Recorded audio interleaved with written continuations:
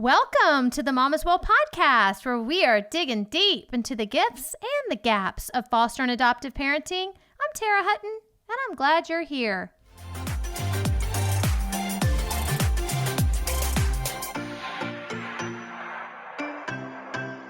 Mama's Well. Yes, she is. Well, Merry Christmas, mamas. I know you are all crazy busy getting ready for lots of food and fun. Well, hopefully fun, family, gifts, all kinds of things. But I hope that you can take just a few minutes, like the one you're taking right now, where you can take some time out of your busy giving and tune in and give a little to yourself. If you're like me, that's hard. That is a hard thing for me to do. And I make up that the entire world, the weight of the world is on my shoulders, and only I can handle the things that need to be handled. But we all know that that's not the truth. So this week, I just want to give you the gift that I'm practicing receiving for myself. And that is the gift of getting off the roller coaster that's keeping me uptight, anxious, worried, overly responsible for people and things that I am absolutely not responsible for. And so today, my guest, Anna Valdez, Director of Programs for Fostering Hope Austin, TBRI practitioner, and she is a lover and supporter of foster and adoptive parents from all over the world. She reminds me that my identity is not attached to my children, their behavior, or anyone else's for that matter. I am valuable and loved, and I am perfect in all my imperfections. And that's a gift that I hope that you will receive today as well. So Merry Christmas. I hope you enjoy. Here's Anna. Welcome, Anna. Hi, thank you. I'm so great glad to be here again. Yeah, you're a real treat to me. A real treat to me. As a matter of fact, I don't usually drink coffee in the afternoon, but I made myself one because I was just envisioning that you were sitting on the couch. You're sitting on the couch with me, and we're about to have this amazing conversation. So thank you. Yeah, of course. So I know if you've been listening to this podcast for any length of time, hopefully you've heard Anna, and I should have looked up what episodes they were, but it's about a year ago, I think, because I remember we did a Christmas episode at the very beginning. But Anna, tell us what you're doing right now. Tell everybody your background and your training, so that we can get a picture of who you are, and what an amazing asset you are to all of us today. Yeah, I am the program director at Fostering Hope, and we are a nonprofit in Austin. And I develop programs for foster and adoptive and bio families that have to do with parent education. So a lot of what I do is train families on understanding their child's history and how that impacts them. And I'm really passionate about the caregiver, whether that's mom, dad, teacher, whoever it is that's interacting with the child, and just helping them understand what they bring to the relationship with the child and what they can do, the strategies they can use, the tools they can use to help the child heal. So that's what I do. I'm also a clinical mental health intern. So I have clients that I work with also. So I'm really passionate about just families, the family system, and helping everyone understand what kids need. Yeah. And if they didn't see you on the first episode, the reason that you are so passionate about that caregiver is because you have been a caregiver of some teens with profound needs and traumas. So briefly tell us a little bit about that, because I think that's a huge piece of why you do what you do. Yeah. I was in my early 20s when I decided to move to another country and work in a children's home and take care of the teen girls there. And when I made that decision, I just did not know what I was getting into. It was the hardest thing I ever did. I thought I had been a high school teacher before. So I thought, I have tools, I can do this, I know what to do. But living with kids, and then living with kids who have experienced adversity, like, trauma and abandonment and abuse, neglect, that was very, very different. So that's what kind of spurred my, about almost 10 years ago, that's what kind of spurred me into learning about trauma and understanding trauma, becoming a TBRI practitioner and really diving deep into that. So yeah, it all started with this group of 10 girls that I fell in love with. That you lived with. And I think were you there like 5 years or something? Was it Yeah, I I was with them for 5 years, and in 5 years I cared for 17 girls. Wow. Wow. Well, you're my hero. And you have become to me, I met you probably 5 years ago or so in a training. Yeah, something like that. And you have become a huge source of hope for me and of encouragement for me and practical, boots on the ground, like triage for me. I have sat on my back porch and spilled my heart out to you on the phone before, Yeah. and you've really showed up for me, and I'm so grateful. And so I love any opportunity I get to sit down with you and to share you with other people. I've even received emails mentioning your name from podcast listeners. Awesome. So I'm very, very grateful for this time this morning. And I want to, next week is Christmas, and my plan is to release this next week. And so one of the things that I was thinking about that I wanted to have a discussion with you about and to kind of share with all the other fellow moms, almost as a Christmas gift. That's what it feels like to me, as a Christmas gift, is a letting go of, or even an embracing. It's those just kind of can go together. Like we're embracing, or are we letting go? I don't know. Maybe it'll show up in this conversation, but there's something that you helped me with not long ago, and this is what you said to me. I was struggling with something with one of my daughters, and you said she may always struggle with this, no matter how perfectly you do it, or something like that. It was like, no matter how well you parent her, she may always struggle with this. Yeah. And there was something inside me. I remember exactly where I was standing when you said it. There was something inside me that just it just lifted, and it was like, it was a huge gift, and it's continued to manifest, and other people have spoken into it, over the months since you said that to me. And so that's the gift that I would love to give everyone is a freedom. Yeah. In knowing that we're enough, and that our identity is not tied to our children's behaviors, because those behaviors can look really, really ugly and messy and mean and destructive and scary and all kinds of adjectives. So that's what I want to talk about today. And I know you do that. Yeah. I really love how our friendship has grown, and thank you for bringing that up. I think it was a powerful moment in your life, and you've mentioned it to me before. And it's something I see in parents quite a bit. I've worked with parents and caregivers for a while now, maybe 6 years or so, 6 or 7 years. And I like to use this analogy of a roller coaster. Like our kids, we know, and you talk about this a lot on your show, like we know what they've experienced. We know how their history has impacted their brain, their body, their biology, their behaviors, right? And we kind of sometimes take that upon us to the point where we get on this like roller coaster ride with them. And I don't know if you like roller coasters or if you've ever been on a roller coaster, but when you're getting on, like how it feels. Like you're getting ready for it. Your body starts getting a little bit tense, a little bit nervous. You start buckling up and you're like, here we go. It starts climbing, right, to the peak, and you're like getting nervous. You feel it in your body. That's important, because I'm coming back to that. You feel it in your body, and then, it starts going up and down, up and down.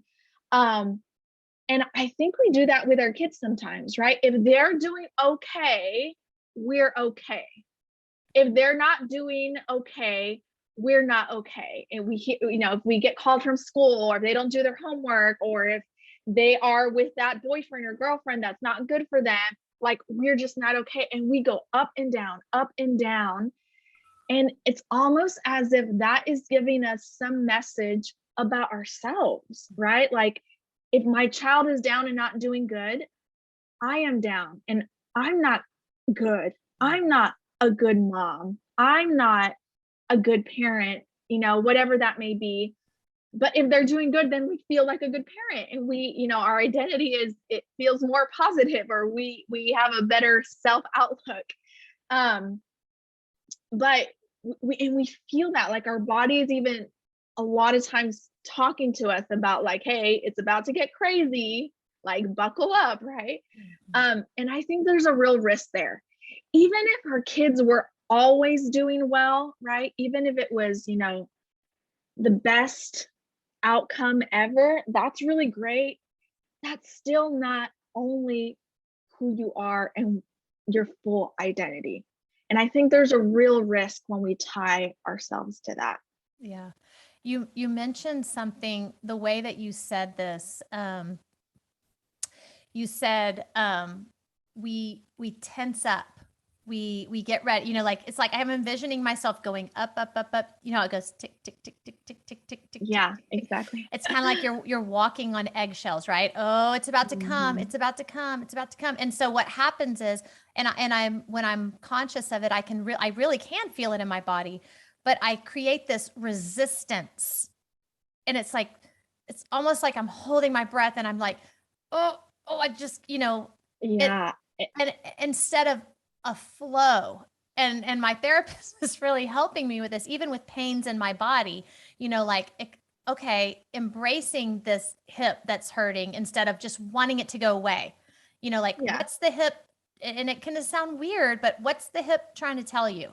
Yeah. What's going on? And I think it's the same concept of, like, okay, are we going to flow? Are we going to tense and hold our breath? I mean, even if we're in a car Yeah. accident, they say if you're in a car accident and you're asleep, when your body is relaxed, you're probably going to take a lot less injury than if you've tensed up, right? So Yeah. Well, and I don't know, I've heard from parents like, we're doing okay for now, right? Like there's always like that. We're waiting for it. We're waiting for it to explode. We're waiting for it to blow up, right? Yeah, and it's kind of like the way or parents may approach life, which could be hard. It's like a lot of anxiety. yeah, I can definitely relate to that. Yeah. So, one of the things that I think, this identity thing, and when you think about foster care and adoption, like, nobody's, consciously, we don't think, oh, here we are, we're coming in, we're going to save some kid, or we're going to change their life, or we're going to have the ability to show them, God's love, or this tremendous unconditional love that they need, because we all know, I mean, love truly is the universal medicine. I mean, we know the power of love, but yet when I put this pressure on myself that if I don't do it right all the time, like, I'm failing her, I'm failing me, and then the shame just, like, whew, Yeah. it's unbearable. And I start acting like the failure that I feel I am. And Mhm. what's the antidote for this? I mean, I guess talking about it is the first step here, like acknowledging that we feel it and that we experience it. And then for you to validate that the other day, which was, or a few months ago, when you said, it's not all on you. That was Right. huge. Right. Yeah, I think we definitely have a responsibility to our kids, right? To do the best that we can, to learn, like to be lifelong learners for what they need, to support them, to nurture them, to care for them, to do our own work so that we can be well for them.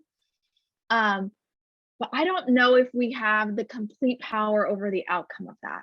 And I think that's where sometimes there might be some grieving to do, right? When things don't come out the way that we expect, or the way that we want it to come out, or the story is changes course for our kids. Like, it could be anything. It could be their behavior. It could be a sickness. It could be really anything. Um, we probably need to take some time to grieve those things, right? We need to grieve like that image that that we have about what our life was going to look like, what our kids' life was going to look like, um, things that feel that are lost and that we could not control, and that's not what we wanted. Um, I think there's grieving that some parents have to do on of what they thought was going to happen or how they thought it was going to be. I know grieving is so sneaky. We don't necessarily know that's what we need. That's what we're doing, because it Mm-hmm. just, you don't just say, okay, I'm going to grieve now. It doesn't work like that. Like you fall into one of Right. those stages of grief, whether you're angry or, and there's been times that just saying, you know, if I'm really honest, and this could be my child, this could be just a story I heard on the internet. I don't have to say what it is, but there are some times that we literally can feel like regrets, anger, like hatred. I mean, there's moments, and it's not just children in foster care or adoption. I mean, I can say this now. My boys are adults, and they'll say it one day or think it one day, but sometimes we don't like our kids. There have been times that I didn't like all three of my boys at different times, or even thought I hate them. I don't really hate them, but there have been those moments, and I think in absence of recognizing that's a real thing that happens at times in parenting, we can shame ourselves for like hating the way I feel about how I feel about my kid. Mhm. Mhm. And I just think that that's, if we could maybe just accept that is a part of parenting, that at times, and Mhm. it's not really about them. It's something that they're bringing up for me Right. that's making me Right. feel like that, but that doesn't change the fact that in that moment that's how I feel. And if I Right. shut that down, what do you think about that? I mean, I kind of have experienced both sides of that, like shutting it down and then allowing it, and I've had much better results when I have a safe place to say how I really feel. Yeah. Yeah. Well, I think especially with kids who, we welcome to our home through adoption or foster care, like our experience with them is really changing even our own worldview, right? Of what we thought, family was like, what we thought our child welfare system was like, what we thought a kid's life was like or not like. Um, and I think that we have to continually process that honestly, which is I think what you're trying to get at. And we have to find that safe place, whether that safe place is our journal, whether that safe place is our friend, a professional, a spiritual leader, whatever it might be. And we have to be honest about like, hey, these are the feelings that came up when I experienced this really new, different thing in my life, right? New experiences and new words are going to change what we believe about the world, what we believe about life, about God, about family. And we are not exempt. Like, we're human and we need to process those things Mhm. um, to be the best, the healthiest that we can for our kids, right? And in the middle of processing some of that is probably where some of the grief work is going to come in, where we're going to have to let go of some of the ideas that we thought of what our family was going to look like or be like, or our life, or this time of our life, right? When I should have been an empty nester, right? My kids should not no longer be home, and here I am. I hear this from families sometimes. I'm starting all over again, right? Um, so I think, yeah, we definitely have to process those things that are changing within us in a safe place. Mhm. I think you're getting at like the mindfulness piece, right? Like mindfulness is being aware that, hey, I'm struggling with this, and then the added component of no judgment. I'm struggling with this. but I'm not going to judge myself about it. I'm going to work through it, right? And I think that's super important when we think about mindfulness, of what we bring to the relationship, right? Because parenting is a relationship like it is with any other person. And we're going to bring our history, we're going to bring our buttons, we're going to bring whatever it might be, right? Our personality. Um, and we have to be mindful of that. Like, how much pressure are we putting on a child in order to validate our identity and who we are? Is that happening? And being mindful of, maybe I'm, that's where I'm getting my validation from, and it's not working. Yeah. And it's probably not going to work. My therapist calls it keeping an eye on the inside, keeping one eye on the inside. And I really like that phrase because, what she's saying is like, almost like I'm kind of, and I envision myself as like being a watcher of the situation. And I'm trying to not be in the situation. I'm trying to like watch it from up here. And then also at the same time, I'm watching this is noticing how I'm reacting to the situation. And you mentioned like what's going on inside my body, whether my throat, my chest, my shoulders hunch, my jaw tightens, these certain things. And when that starts to happen, instead of like going outside of myself to try to, this is what she's trying to teach me. And I'm starting to make some headway this week, but instead of going outside myself to try to fix it out here, whether that's my kid or, some issue, usually my kids, I stay inside here. Will you explain that a little bit? Because I'd like to hear your perspective on that. I'm like I said, I'm just on the cusp of like, oh, I get it. Yeah. So there's a few things there, right? You mentioned like the 5, 4, 3, 2, 1, and that's like a grounding that brings you back to the present, right? So if the first thing is to be aware that if we really want to parent from a high order thinking, using our executive functioning, we need to be able to come back to the present. Like, we cannot be triggered and then go back to that time, that place, that other relationship where maybe there was more issues that came up. So that kind of grounding technique will help you bring you back to the present, in the moment, right? And then you can proceed and use your strategies and whatever might be, right? But before even that, you have to recognize, be brutally honest with, what do I bring, right? Like in TBRI, they call this shark music. What is my shark music of my history? What is my shark music of my buttons that I have, right? Like, is my child cleaning their room one of my major buttons, right? And I need to be aware of that. But sometimes we're not even aware of what our history brings to this relationship, what our buttons are, and how our kids are really good at pushing them, right? So once we do some of that work, then in the moment, we will be able to better recognize, where is this coming from, right? That I can then ground myself and be able to operate from our executive functioning and use all the strategies that we know to use with our kids. So there's a few things there to keep in mind. Yeah. When you're in your executive functioning, the front part of our brain, that's where we have creativity to actually come up with a solution. When we're back here, and that's when we can connect. Yeah. And that's in the present, because the present is here.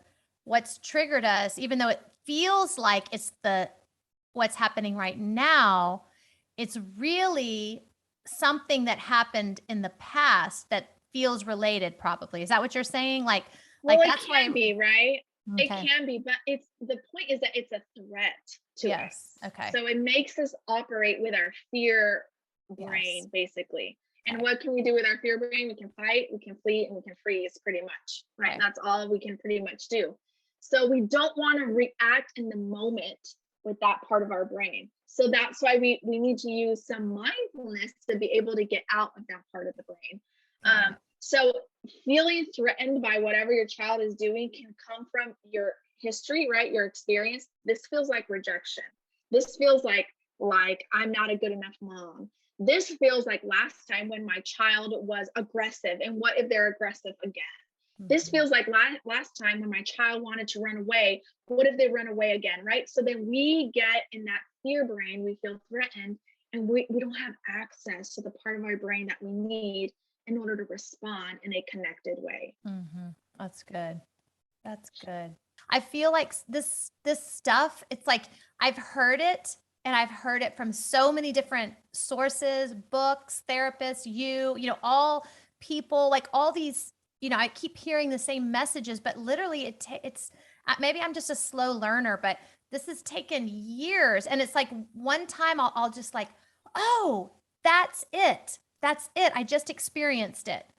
And then, you know, try to lock it in. Like what was that like? And this week we were having some struggles with school, and it was just one of those mornings where it was just like, it just wasn't in her cards to feel good about what she had to do. I mean, maybe she was going to do it, maybe she wasn't, but it didn't appear we were going to have this, oh, this is so fun kind of day.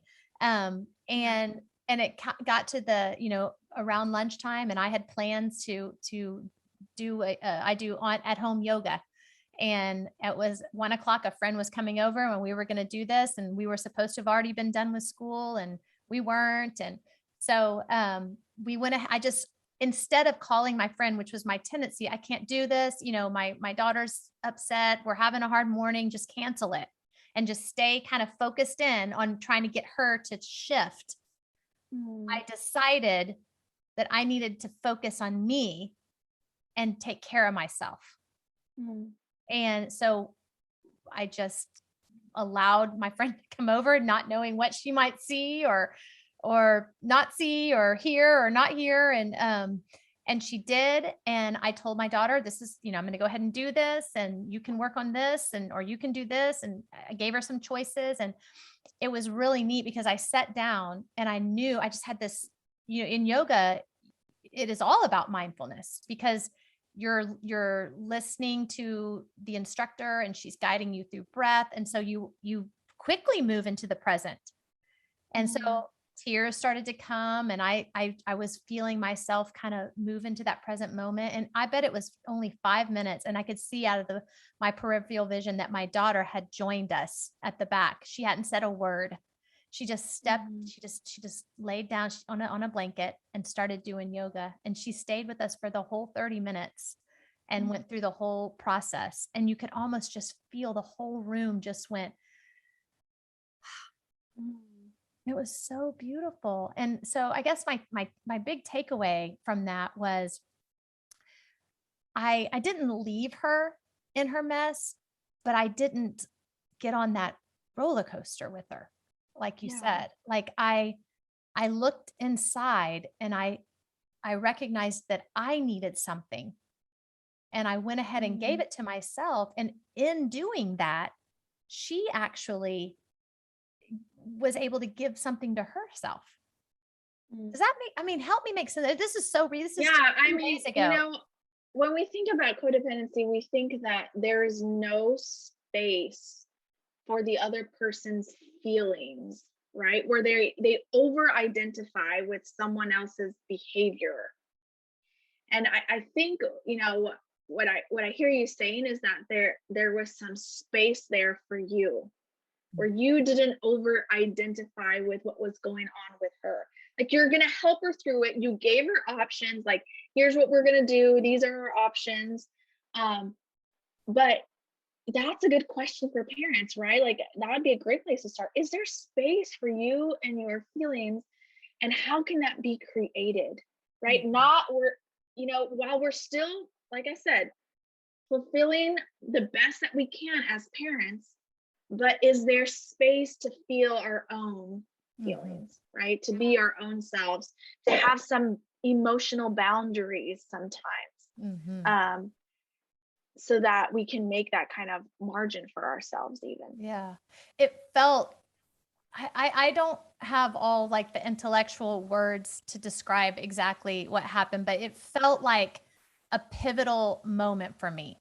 Like I got something. I got it. I stepped out, and you're right. I gave her space without trying to change it or shift it. Because even if I'm not saying I'm trying to change it or shift it, I am. You know what I mean? Like, even if I'm not trying, even if I don't sound like I'm trying to, in my mind, I am, because I want everyone to be happy. I want everyone to enjoy their school home day, and I want everyone to think it's not hard. And it's interesting. Yeah. Yeah. Interesting. Yeah. But for whatever reason, by stepping aside, taking care of her, taking care of me, I just gave enough space. And then she had an option to choose. If I would have said, come in and do this with me, that wouldn't have worked. Yeah. Yeah. I don't know. Yeah. Yeah. I like that. I like that. God just gave me that little gift to see something. And maybe that's what you realize, right? That like, hey, God's got this too, you know. Oh, and that's good. This is how much I can give. And I remember telling my girls that sometimes, like, I have given everything I can give right now. Yeah. This is how much I can give. And the outcome is now his.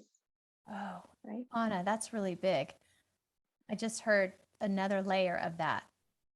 I had given everything I could. I truly had. And giving to myself doesn't mean that it allowed someone else to step in. It was a trusting thing in a way that I didn't even realize, that I was essentially trusting that it's going to be okay. And I'm not responsible again. Yeah. And sometimes we do that, with God, but sometimes we do that with people, right? Like, do we trust, our partner, our husband, to step in when it's time? Do we trust kids to even a babysitter when we need that? Some parents, struggle with that. Like, oh, if I leave them, they're going to struggle. And like, kind of some of the things that you're saying, like, I just want everybody to be okay. And that's like, whew, that's a lot to take on. Every single person should just be, Yeah. That's good. Wow. So Merry Christmas, everybody. Yeah, Merry Christmas. Merry Christmas. We can take that off. That's the gift we are going to, we're going to give ourselves by just, I think everybody should just hunch up their shoulders Get really, off really the tight. roller coaster. Yeah. You can get off the roller coaster. Getting off the roller coaster is the Christmas gift. Getting off the roller coaster. Thank you, Anna. Thanks for listening. I hope you enjoy the holidays. Don't forget to sign up for our upcoming book study on the Connected Parent. For details, click the link in the show notes. Merry Christmas, and we'll see you next week.